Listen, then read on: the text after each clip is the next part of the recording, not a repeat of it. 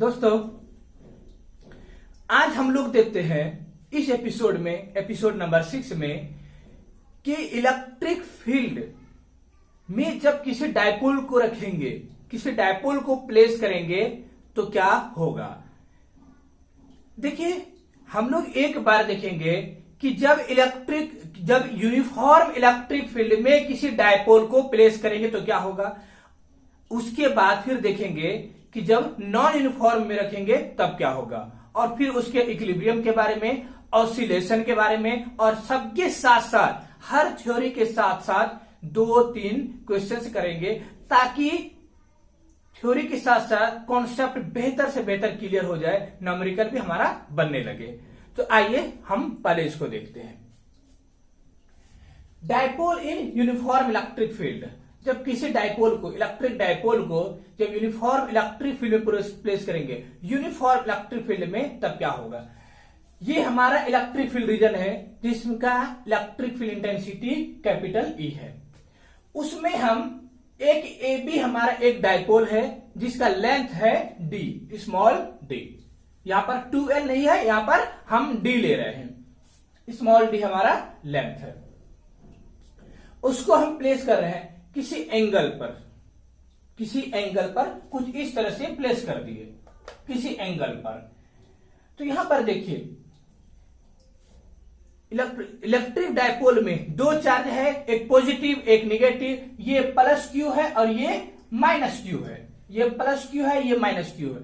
तो plus Q पर जो फोर्स लगेगा F इक्वल टू QE, उसका डायरेक्शन इलेक्ट्रिक फील्ड के डायरेक्शन की ओर होगा। तो यहां पर हमारा F इक्वल टू Q लग गया किधर, इलेक्ट्रिक फील्ड के डायरेक्शन में। और निगेटिव चार्ज पर F इक्वल टू QE तो लगेगा लेकिन अपोजिट डायरेक्शन में। ये हमारा अपोजिट डायरेक्शन में लग गया। यानी देखिए, ये हमारा डायपोल है, एक तरफ इधर ऐसे फोर्स लग रहा है, एक फोर्स ऐसे लग रहा है और एक फोर्स ऐसे लग रहा है। तो क्या ये इसको टर्न करेगा, ये इसको टर्न करने की कोशिश करेगा या टर्न कर भी देगा। तो इसका मतलब है अगर टर्न कर रहा है तो इस पर टॉर्क डेवलप होगा, इस पर टॉर्क एक्ट होगा। तो यहां पर वही देखना है कि फोर्स, नेट फोर्स क्या होगा, नेट टॉर्क क्या होगा, टॉर्क कब मैक्सिमम होगा, कब मिनिमम होगा, ये सब चीज यहां पर देखना है। ये हमारा F इक्वल QE लग गया इस डायरेक्शन में, F इक्वल QE उधर लग गया, ये इसको टॉपेल करेगा। ये हमारे एंगल थीटा है, मान लेते हैं ये एंगल थीटा है, और ये एंगल हमारा, सॉरी ये लेंथ स्मॉल d है। When dipole is placed in uniform electric field, इस पर नेट फोर्स कितना हो जाएगा। तो देखिए, नेट फोर्स इस पर 0 हो गया। क्यों, इधर F और इधर भी F, net force on the system 0। तो F नेट हमारा 0 हो गया, लेकिन इस पर टॉर्क लगेगा। नेट फोर्स 0 है लेकिन टॉर्क एक्ट होगा। तो देखिए टॉर्क क्या हो जाएगा। तो टॉर्क का तो फॉर्मूला हम लोगों को पता है रोटेशन से, torque equal to force into perpendicular distance. बहुत बार बच्चों को यह दिक्कत होती है कि सर फोर्स तो ले लिए, परपेंडिकुलर डिस्टेंस कैसे ले। तो देखिए, इसको लेने का तरीका बता देते हैं। ये मेरा डायपोल है, इस पर F लग रहा है और इस पर F लग रहा है। दोनों में से किसी फोर्स का आप लाइन बढ़ा दीजिए। तो ये मैंने लाइन बढ़ा दिया। अब देखिए, ये दोनों, ये F का लाइन, ये वाला लाइन और इस F का लाइन, क्या दोनों पैरेलल है। बिल्कुल ही पैरेलल होगा। तो ये डिस्टेंस, यही तो डिस्टेंस हमारा ये वाला डिस्टेंस है। क्योंकि अगर ऐसे से बढ़ा देंगे तो देखिए, ये दोनों क्या होगा, ये दोनों हमारा कुछ इस तरह से हो जाएगा। और ये डिस्टेंस यानी कुछ इस तरह से बताते हैं। एक फोर्स ऐसे है, एक फोर्स ऐसे है। जब आप दोनों को एक लाइन पर लाएंगे, जब एक लाइन पर लाए ऐसे हो गया, तो अगर ऐसे हो गया तो ये गैप, ये जो उंगली है ये गैप। तो समझ गए परपेंडिकुलर डिस्टेंस कौन सा लेना है। तो ये डिस्टेंस परपेंडिकुलर यानी OB डिस्टेंस। तो यहां पर देखिए, साइन थीटा चलो OB बाय AB। तो यहां से OB हमारा जो परपेंडिकुलर डिस्टेंस है वो हमारा निकल गया AB साइन थीटा, और AP हमको पता है डी है, स्मॉल डी, तो हमारा हो गया OB equal to D sine theta. यहां पर अब टॉर्क पे आता है। टॉर्क जो force into perpendicular distance, force पता है QE है, QE लिख दिए, इंटू परपेंडिकुलर डिस्टेंस हमारा है D sine theta, perpendicular distance है डी साइन थीटा, तो QD इंटू,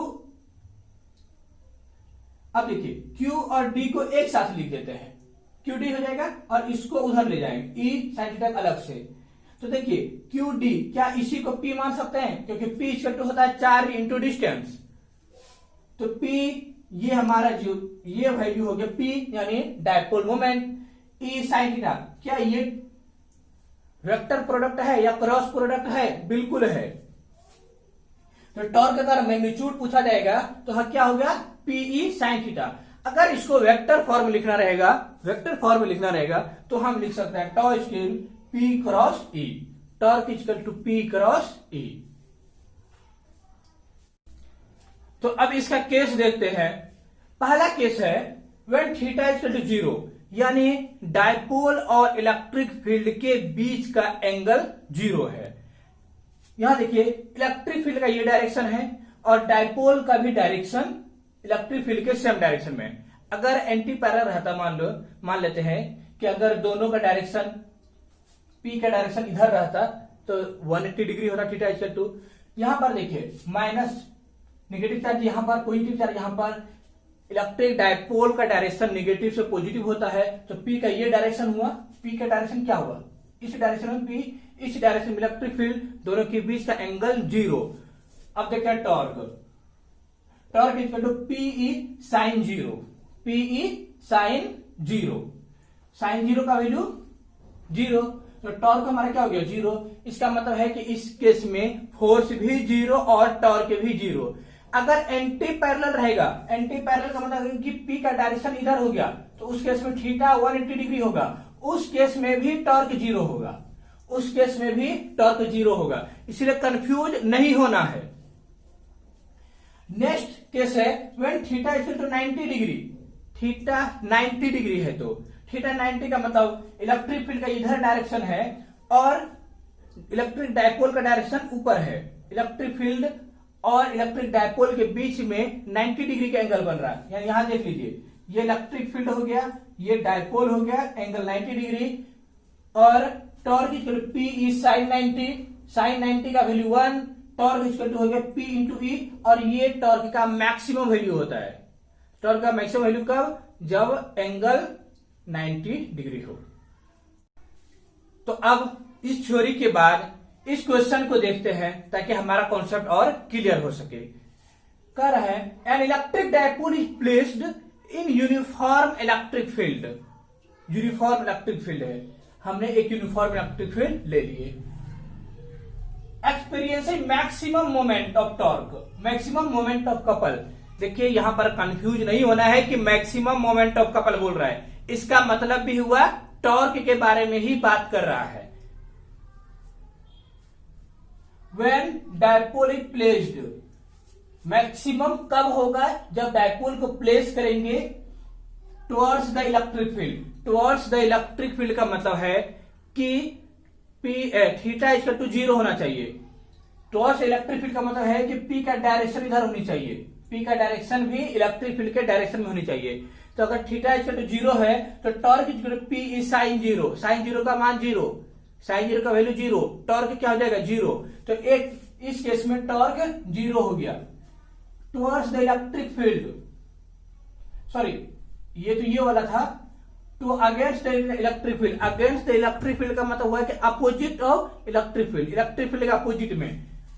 तो अगर इलेक्ट्रिक फील्ड का अपोजिट में यानी इस डायरेक्शन में थीटा का वैल्यू 180 डिग्री आया और साइन 180 का वैल्यू 0, इस केस में भी टॉर्क 0 आ रहा है, ये वाला भी नहीं होगा। तीसरा है perpendicular to the direction of electric field, perpendicular to direction of electric field, यानी तीसरा केस में कुछ इस तरह से है। तो theta 90 degree, theta 90, torque PE sine 90, sine 90 का मान 1, और ये मैक्सिमम वैल्यू होता है साइन का भी। इसका मतलब है कि टॉर्क मैक्सिमम आएगा कब, जब थीटा 90 डिग्री होगा परपेंडिकुलर वाले केस में। तो हमारा आंसर हो जाएगा C। अब नेक्स्ट क्वेश्चन को देखते हैं। इस क्वेश्चन में कह रहा है an electric dipole is placed at an angle 60 degree with electric field. Electric field के साथ 60 डिग्री एंगल बना रहा है कोई डायपोल। ये हमारा इलेक्ट्रिक फील्ड का डायरेक्शन है, इलेक्ट्रिक फील्ड का डायरेक्शन है। और हमने एक डायपोल लिया है जिसका लेंथ d है और d का वैल्यू दिया हुआ है 4 सेंटीमीटर, यानी 4 × 10⁻² मीटर। और ये P का डायरेक्शन है और ये E का डायरेक्शन है, यानी ये E का डायरेक्शन है, ये P का डायरेक्शन है। तो ये एंगल 60 डिग्री दिया हुआ है P और E के बीच में। तो पूछ रहा है अगर torque, if torque is 8√3 newton metre, torque का वैल्यू दिया हुआ है, तो इंडिविजुअल चार्ज का मैग्नीट्यूड क्या होगा, यानी -q और +q का चार्ज का मैग्नीट्यूड क्या होगा। तो देखिए ये d पता है, तो P तो हमारा होता है QD, P = QD यानी चार्ज इंटू डिस्टेंस।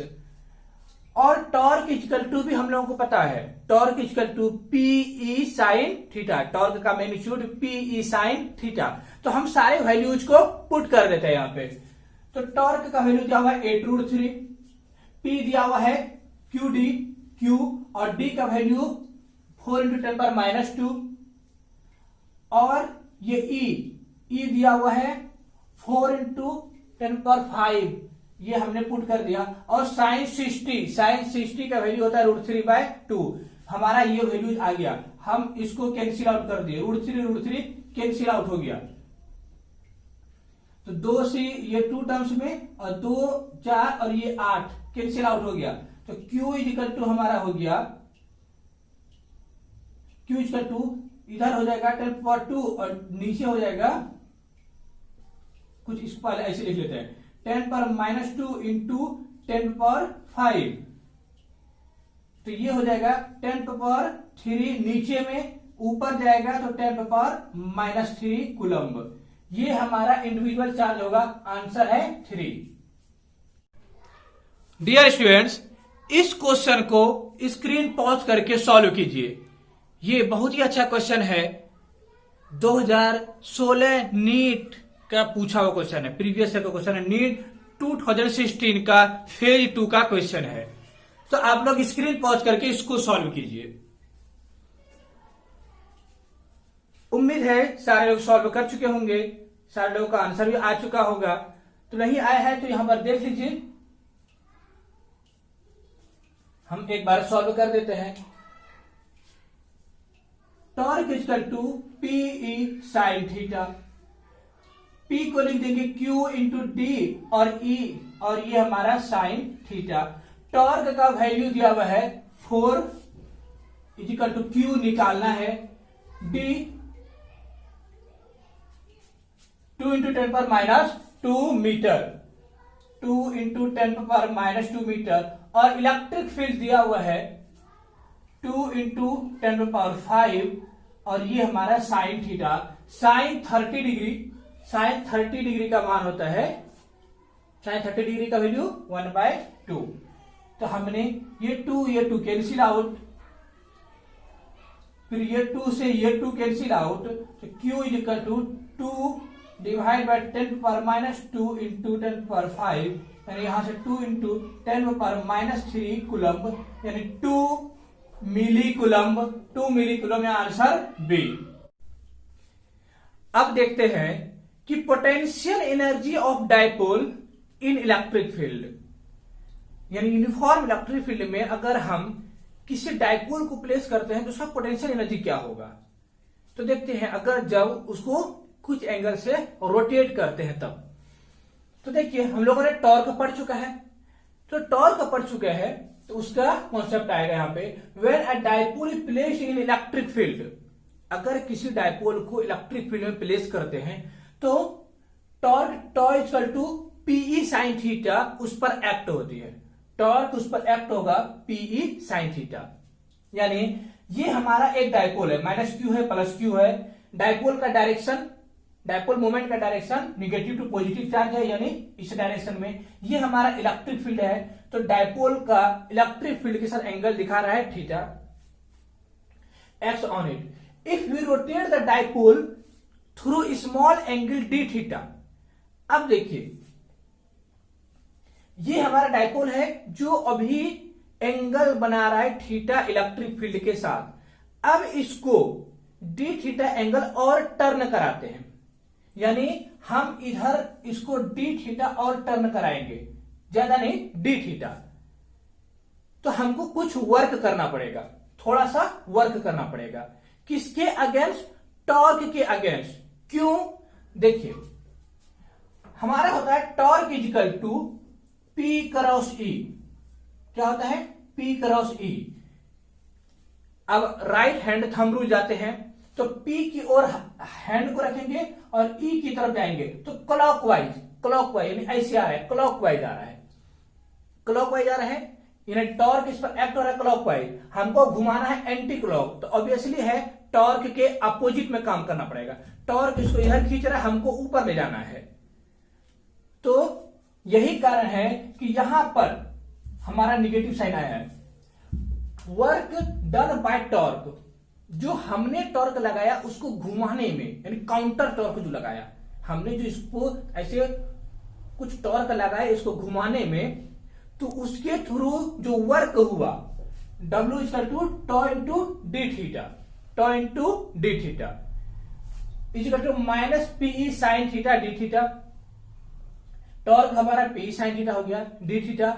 यहां पर निगेटिव का मतलब यही है कि हम टॉर्क के अपोजिट डायरेक्शन में हम घुमा रहे हैं। टॉर्क के अपोजिट, जो रियल टॉर्क है इसके अपोजिट डायरेक्शन में, टॉर्क क्लॉकवाइज है तो हम एंटी क्लॉकवाइज घुमा रहे हैं डी थीटा मान। यही कारण है कि यहां पर एक माइनस साइन आया है।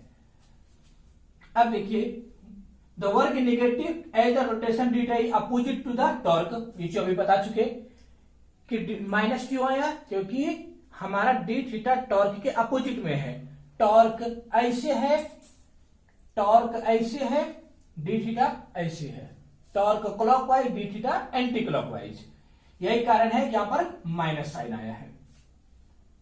So potential energy of the dipole. अब डायपोल का पोटेंशियल एनर्जी, तो D U equal to minus D W, ये हम लोगों को पता है, equal to minus P sine theta D theta, और ये हमारा एक और माइनस, तो ये हमारा क्या हो जाएगा, कुछ प्लस हो जाएगा। अब जब बात होती है पोटेंशियल एनर्जी की, तो वहां पर हमको एक रेफरेंस लेना पड़ता है। जैसे खासकर वर्क पावर एनर्जी में हम लोग ग्राउंड को लेते थे कि यूज टू जीरो है, उसके बाद फिर एमजीएच कॉन्सेप्ट यूज करते थे, यूज टू एमजीएच। तो हमको एक रेफरेंस लाइन, एक डेटम लाइन लेना पड़ता है जहां पर हम पोटेंशियल एनर्जी को जीरो मान सकते हैं और उससे हम कंपेयर कर सकते हैं कि हमारा पोटेंशियल एनर्जी कितना वेरी कर रहा है। तो इस केस में भी हम लोग पोटेंशियल एनर्जी किसी फिक्स्ड पोजीशन पे जीरो मानेंगे। वो पोजीशन होगा थीटा इक्वल टू 90 डिग्री। तो देखिए ये हमारा जब थीटा इक्वल टू 90 डिग्री है, यानी P और E परपेंडिकुलर है, तो उस केस में हम मानते हैं कि पोटेंशियल एनर्जी जीरो है। यानी जब थीटा 90 डिग्री है तो पोटेंशियल एनर्जी को जीरो मानते हैं, यानी वो केस हुआ हमारा डेटम लाइन या रेफरेंस लाइन। तो if theta 90 degree, potential energy dipole is assumed to be zero. Hence potential energy in rotating from 90 degree to theta, यानी हम एक को थीटा 1 से थीटा 2 90 डिग्री टू थीटा जाने में कितना वर्क करना पड़ रहा है या कितना पोटेंशियल एनर्जी गेन हो रही है।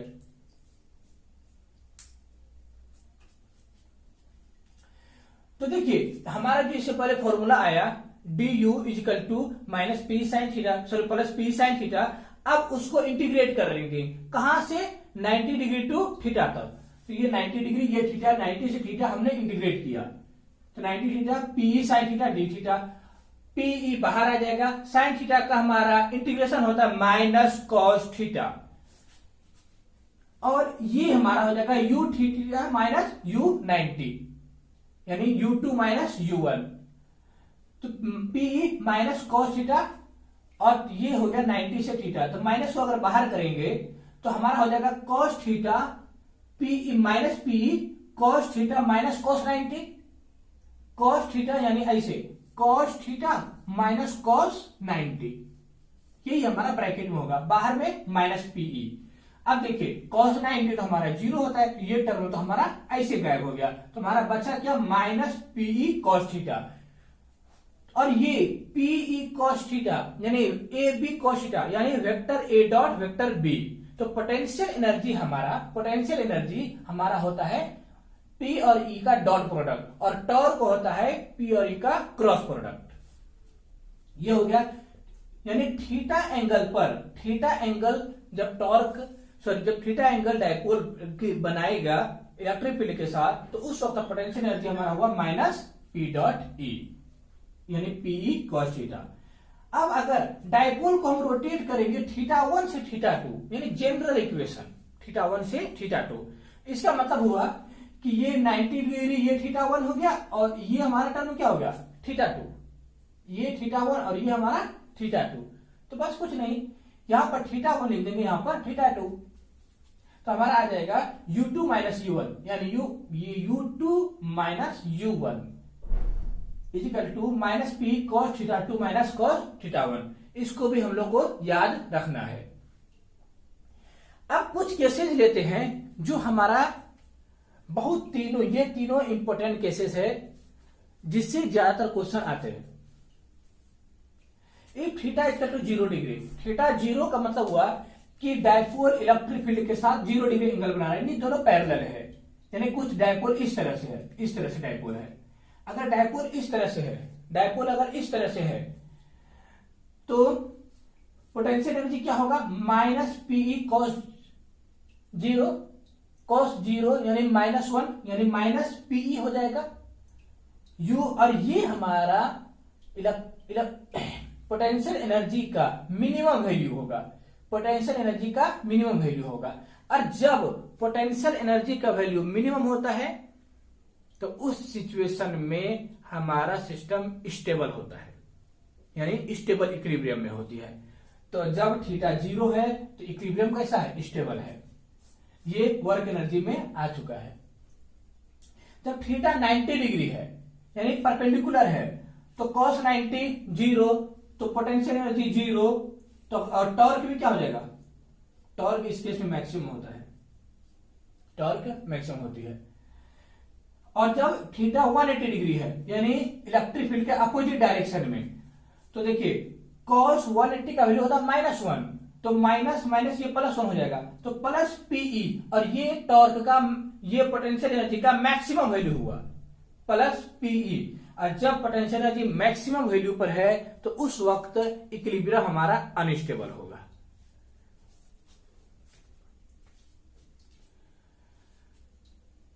अब जो अभी कॉन्सेप्ट देखे, थ्योरी जो पढ़े, उससे रिलेटेड क्वेश्चन देखते हैं। Electric dipole vector P is lying along a uniform electric field is. देखिए हम लोगों ने जो फॉर्मूला पढ़ा वो पोटेंशियल एनर्जी के लिए, यहां तो वर्क डन पूछ रहा है, नो प्रॉब्लम। तो work done equal to minus P E तो होता है, तो माइनस पीई cos 90 डिग्री, क्योंकि कह रहा है रोटेट करना है 90 डिग्री थ्रू, तो थीटा हमारा कितना हो गया 90 डिग्री, तो ये हो गया पीई cos 90 का वैल्यू 1, तो ये हो गया हमारा पीई, हमारा आंसर ये। इस क्वेश्चन में कह रहा है an electric dipole vector P placed in uniform electric field, ये हमारा इलेक्ट्रिक फील्ड है, इसमें किसी डायपोल P को प्लेस कर रहा है, will have minimum potential energy, current potential, तो P और E के बीच एंगल क्या होगा। तो देखिए हमारा पोटेंशियल एनर्जी का फॉर्मूला होता है U = minus P E cos theta, और यही हमारा थीटा है P और E के बीच का एंगल। इसका पोटेंशियल एनर्जी मिनिमम कब होती है, एट थीटा = 0 डिग्री पर पोटेंशियल एनर्जी मिनिमम होती है, और वो मिनिमम वैल्यू होता है U minimum = minus P into E, you minimum हमारा हो गया माइनस पीई, और इस केस में हमारा इक्विलिब्रियम क्या होता है स्टेबल होती है। तो इसमें आंसर हो जाएगा 0। एक अब इसमें और थोड़ा बता देते हैं कि अगर पाई के केस में तब क्या होगा। तो पाई के केस के बारे में पता है कि इस केस में u मैक्सिमम होती है और वो होता है हमारा प्लस p इंटू ई, और इस केस में अनस्टेबल होती है, इस केस में इक्विलिब्रियम अनस्टेबल होती है। अगर पाई बाय 2 की बात करेंगे तो पाई बाय 2 के केस में u 0 होती है। तो हमारा आंसर इसमें 0 है, 3 आंसर है, लेकिन ये सब एक्स्ट्रा नॉलेज भी दे दिए ताकि और अच्छा से क्लियर हो सके। तो अब ये देखते हैं कि अगर डाइपोल को नॉन यूनिफॉर्म इलेक्ट्रिक फील्ड में अगर प्लेस करते हैं, इससे पहले जो देखे वो यूनिफॉर्म इलेक्ट्रिक फील्ड का केस था, अब अगर नॉन यूनिफॉर्म इलेक्ट्रिक फील्ड के रीजन में अगर प्लेस करते हैं तो क्या इफेक्ट होगा। तो देखिए, अगर non uniform electric field region में किसी डाइपोल को प्लेस करेंगे तो उस पर नेट फोर्स 0 नहीं होगा। उस पर नेट फोर्स 0 हो भी सकता है, लेकिन ज्यादातर चांसेस 0 नहीं होगा, क्योंकि ये डिपेंड करेगा, नेट फोर्स उसका डिपेंड करेगा इन 3 फैक्टर्स पे। नेट फोर्स डिपेंड करेगा 3 फैक्टर्स पर। किस पर? Orientation of dipole with the field, dipole का ओरिएंटेशन किस तरह से है फील्ड में। यानी जैसे हमारा ये इलेक्ट्रिक फील्ड है, ये हमारा इलेक्ट्रिक फील्ड है, इसका डायरेक्शन इधर है जो वेरी कर रहा है, इलेक्ट्रिक फील्ड का वैल्यू वेरी कर रहा है। जैसे यहां से यहां पर कुछ और है, फिर कुछ और है, फिर कुछ और है, फिर कुछ और है। अगर यहां पे मान लेते हैं 1 वैल्यू है, यहां पर 2, यहां पर 3, यहां पर 4, इस तरह से वेरी कर रहा है, या घट भी सकता है, यानी कांस्टेंट नहीं है। तो नेट फोर्स हमारा डिपेंड करेगा orientation of the dipole with the field, कि किस तरह से डाइपोल प्लेस है इलेक्ट्रिक फील्ड रीजन में। इस तरह से है, इस तरह से है, या इस तरह से है, जिस तरह से भी है, उस पर डिपेंड करेगा कि नेट फोर्स हमारा 0 होगा कि नहीं होगा। दूसरा, dipole moment of the dipole, dipole के मैग्नीट्यूड पर डिपेंड करेगा और डायरेक्शन पर डिपेंड करेगा। और तीसरा पॉइंट है कि how rapidly field varies with space, यानी चेंजिंग इलेक्ट्रिक फील्ड का चेंजिंग किस हिसाब से हो रही है डिस्टेंस के साथ। जैसे मान लेते हैं, एक केस लेते हैं कि यहां पर है 1 न्यूटन पर कूलम्ब और यहां पर है 2 न्यूटन पर कूलम्ब एक्स डिस्टेंस ट्रेवल करने के बाद, यानी एक्स डिस्टेंस, यहां पर है 1, यहां पर है 2, एक्स डिस्टेंस ट्रेवल करने के बाद। दूसरा केस में यहां पर 2 है, यहां पर 10 है एक्स डिस्टेंस में, यानी एक केस में लेते हैं कि एक्स डिस्टेंस में यहां पर 2 है और यहां पर 10 है। तो देखिए, यहां पर रैपिडली वेरी कर रहा है, यहां पर स्लोली वेरी कर रहा है। तो वेरी किस तरह से वेरी कर रहा है, कितना रैपिडली वेरी कर रहा है, इस फैक्टर पे भी डिपेंड करेगा। दूसरा, हमारे थ्योरी में जो एक लिखा हुआ है, when dipole is placed in non uniform electric field there is a net force, net force होगा, साथ में जो टॉर्क है वो भी एक्ट होगा, जो इलेक्ट्रिक फील्ड में डाइपोल को अलाइन करेगा। और वो नेट फोर्स डिपेंड करता है, नेट फोर्स के साथ टॉर्क तो हम लोग जानते हैं, नेट फोर्स डिपेंड करेगा इस 3 फैक्टर्स पे, orientation of field, dipole moment का मैग्नीट्यूड और डायरेक्शन पे, और किस रैपिडली, किस स्पीड से इलेक्ट्रिक फील्ड का वैल्यू चेंज कर रहा है, यानी डिक्रीज कर रहा है या इंक्रीज कर रहा है। सपोज इस जगह पर 5 है, इस जगह पर 1 हो गया एक्स डिस्टेंस में, और अगला केस में यहां पर 2 है, यहां पर 1 हो गया। तो इस केस में स्लोली हुआ, पहले वाला केस में रैपिडली वेरी किया, रैपिडली डिक्रीज किया। को कि अगर P perpendicular to electric field है, P vector P parallel to electric field है। पैरेलल टू इलेक्ट्रिक फील्ड का मतलब है कि इलेक्ट्रिक फील्ड का डायरेक्शन इधर है जो वेरिएबल है, और P का भी डायरेक्शन इधर ही है, यानी कुछ इस तरह से है। ये हमारा निगेटिव चार्ज है, ये हमारा पॉजिटिव चार्ज है, और मान लेते हैं कि डाइपोल का लेंथ x है। इस केस में सपोज कि डाइपोल का लेंथ x है।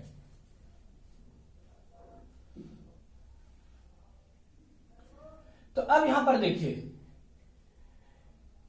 ये हमारा निगेटिव चार्ज है, तो निगेटिव चार्ज पर फोर्स इस साइड में लगेगा और पॉजिटिव चार्ज पर फोर्स इस साइड में लगेगा, क्योंकि इलेक्ट्रिक फील्ड का ये डायरेक्शन है। और इलेक्ट्रिक फील्ड इंक्रीज कर रहा है, यानी पहले वीक है, फिर वीक से स्ट्रांग होता जा रहा है। अगर यहाँ पर वैल्यू 1 है तो यहाँ पर 5, 10 कुछ भी है 1 से ज्यादा है, यानी इंक्रीज कर रहा है। अगर इलेक्ट्रिक फील्ड का वैल्यू इंक्रीज कर रहा है तो यहाँ का फोर्स कम होगा, यहाँ पर फोर्स ज्यादा होगा, तो नेट फोर्स इस डायरेक्शन में एक्ट होगा। तो एफ नेट हमारा हो जाएगा F1 माइनस F2, यानी FA माइनस FB। ऐसा क्यों? क्योंकि ये वाला फोर्स स्ट्रॉन्गर है, ये वाला फोर्स वीकर है, इसका मैग्नीट्यूड ज्यादा है, इसका कम है, तो इधर वाले का ज्यादा और इधर वाले का कम, तो नेट वैल्यू इस डायरेक्शन में। तो ये हमारा हो गया F net equal to FA minus FB। अब एक चीज देखिए, FA को लिख सकते हैं Q इंटू EA। अगर मान लेते हैं इस जगह पर इलेक्ट्रिक फील्ड का वैल्यू है EA और ये हमारा है EB इस जगह पर, और तो इस दोनों मैग्नीट्यूड किसका ज्यादा होगा? ऑब्वियसली है EA का ज्यादा होगा। क्यों? क्योंकि इधर से इधर इंक्रीज कर रहा है, तो Q into EA minus Q into EB हो गया। Q यहां से कॉमन लेते हैं, तो ये हमारा हो गया EA माइनस EB। तो Q इंटू EA माइनस EB हम दोनों ऊपर नीचे x से मल्टीप्लाई कर दे रहे हैं, Q into x divide by x कर दिए। अब देखिए Q इंटू एक्स, ये चार्ज है, ये माइनस ये प्लस, दोनों के बीच x डिस्टेंस और चार्ज है Q, तो डायपोल का मैग्नीट्यूड हो गया Q इंटू एक्स, क्योंकि चार्ज किसी एक का चार्ज इंटू x या डिस्टेंस दोनों चार्ज के बीच का, तो वही तो हमारा डायपोल मोमेंट होता है। तो P हो गया हमारा Q इंटू एक्स, तो ये हमारा P हो गया। और ये टर्म देखिए EA माइनस EB बाय एक्स, तो इसको लिख सकते हैं del E change in electric field, change in electric field in distance x, इस x में, यानी ये कह सकते हैं change in electric field per unit length. तो इसी को अरेंज करके कुछ ऐसे लिखे हैं P DE बाई DX, और अगर इसको डिफरेंशियल फॉर्म में लिखेंगे तो और अच्छा से P into DE by DX,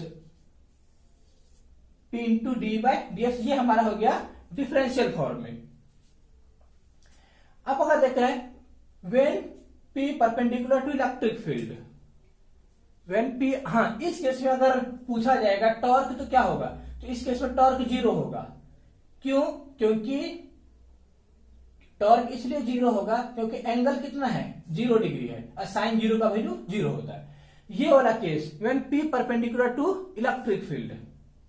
अब देखिए अगर P perpendicular to electric field का मतलब है ये माइनस चार्ज है, ये प्लस चार्ज है, इलेक्ट्रिक डायपोल का डायरेक्शन इस डायरेक्शन में, इलेक्ट्रिक फील्ड इंक्रीज कर रहा है। देख रहे हैं इंक्रीज कैसे बोलेंगे?